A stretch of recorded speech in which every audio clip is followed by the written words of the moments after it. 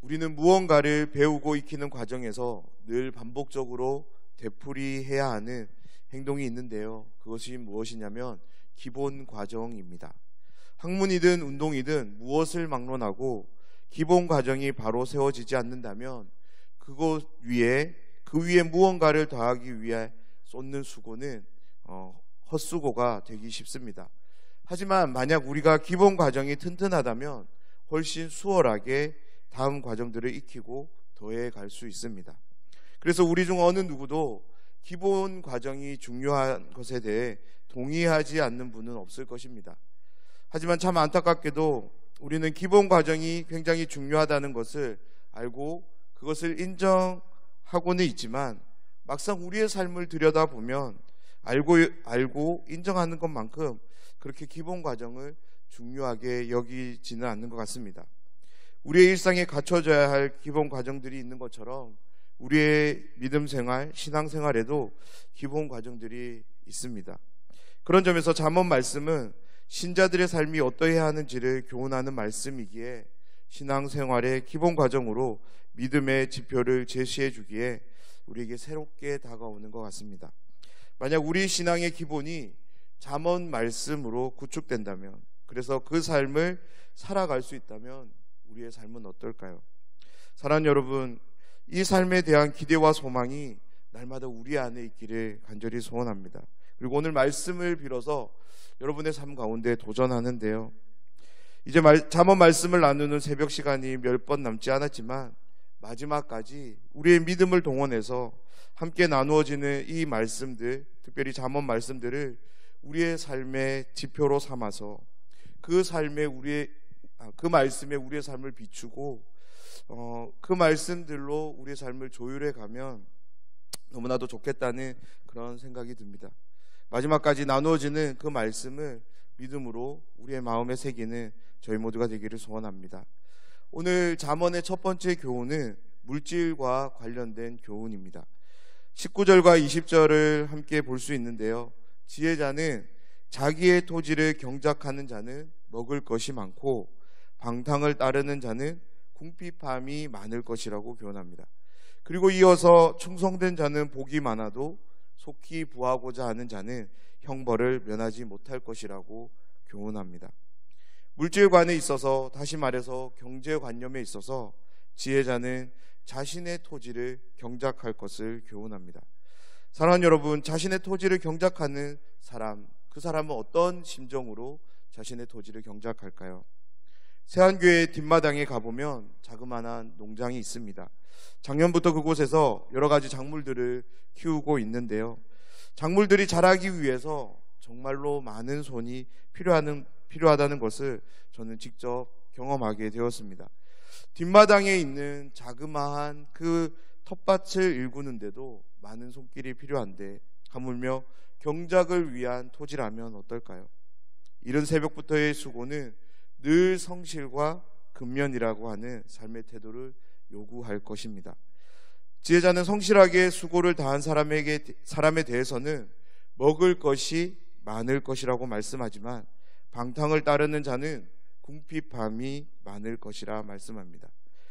여기에 사용된 방탕이라는 단어의 의미는 술과 음욕에 빠져서 천박하게 행동하는 그런 의미이기도 하지만 더 근본적으로는 토지를 경작하는 것과 반대되는 개념으로 우리가 이해하면 이 본문의 의미를 더 잘 이해할 수 있을 것 같습니다.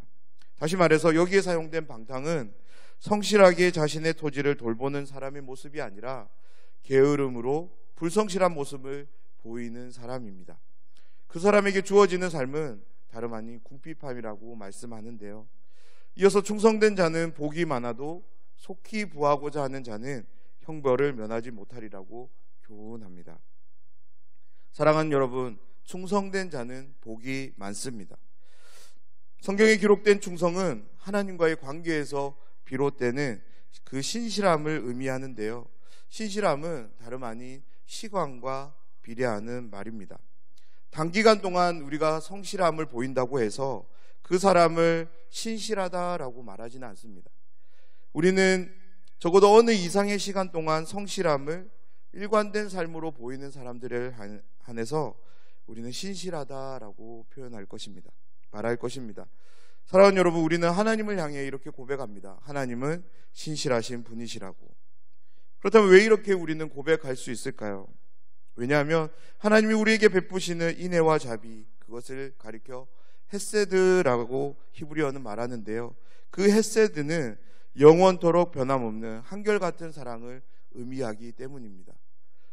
유수한 세월이 흘러도, 아무리 많은 긴 시간이 흘러도 하나님의 것들은 변함이 없기에 우리는 하나님을 향해서 신실한 분이시라고 고백할 수 있는 거죠. 그런 맥락에서 속히는 신실함과 반대되는 개념입니다. 예나 지금이나 일확천금을 꿈꿨던 사람들이 있었던 것 같습니다. 그런 사람에 대해서 하나님은 지혜자를 통해 분명히 교훈합니다. 형벌을 면하지 못할 것이라고. 사랑하는 여러분, 하나님이 우리에게 요구하시는 재물관은, 경제관념은 성실하게 자신에게 주어진 토지를 경작하는 삶입니다. 자신에게 주어진 과업을 충성스럽게 감당하는 삶을 요구하십니다.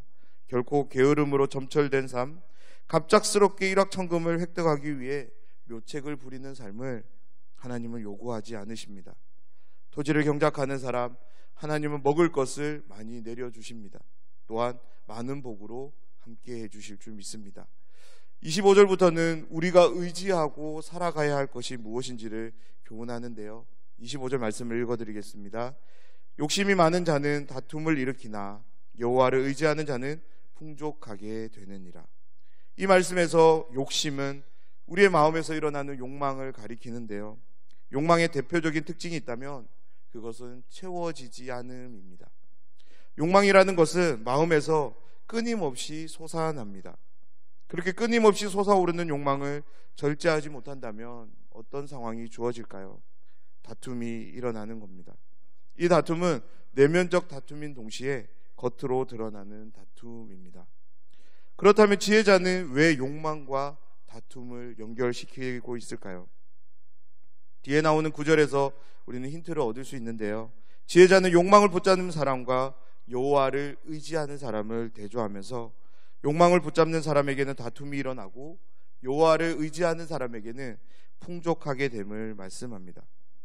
끊임없이 확대 재생산되는 욕망, 그 욕망은 그 자체만으로도 강력하지만 욕망이 만들어내는 마음의 부산물은 더욱더 강력한데요. 욕망이 만들어내는 부산물은 다름 아닌 결핍입니다. 우리의 내면에 부풀어 오르는 결핍은 삶에 대한 만족, 자족감을 빼앗아가 버리는데요. 무언가에 결핍된 사람은 늘 내면이 시끄럽습니다. 끊임없이 그 시끄러움은 다툼으로 일어납니다. 그런데요, 그 시끄러움은, 그 다툼은 내면으로만 끝나는 것이 아니라 겉으로도 함께하는 사람들에게도 함께함을 우리는 보게 됩니다. 욕망을 붙잡고 살아가는 그 삶이 이러함을 지혜자는 말씀을 통해 우리에게 들려주면서 곧바로 하나님을 의지하는 사람에 대해서 어떠한지를 말씀합니다. 25절을 다시 한번 읽어드리겠습니다. 욕심이 많은 자는 다툼을 일으키나 여호와를 의지하는 자는 풍족하게 되느니라. 아멘. 하나님을 의지하는 자에게 주어지는 삶은 풍족함입니다. 그렇다면 25절에서 지혜자가 말하고 있는 풍족하게 되는 것은 어떤 의미일까요? 그것은 다름 아닌 영혼의 풍족함입니다. 우리 영혼의 만족함과 풍족함은, 그렇다면 우리는 우리의 영혼의 만족함과 풍족함을 어디에서 찾을 수 있을까요? 이 세상 사람들은 많은 물질에서 혹은 사람들에게서 여러 다양한 것에서 이것들을 찾으려고 노력합니다. 하지만 그 무엇으로도 우리 영혼의 궁극적인 풍족함을 채워갈 수 없는데요. 그 이유는 모든 인생들은 하나님의 형상으로 지음받았고 그로 인해서 하나님이 채우셔야 할 분량이 있기 때문에 그렇습니다.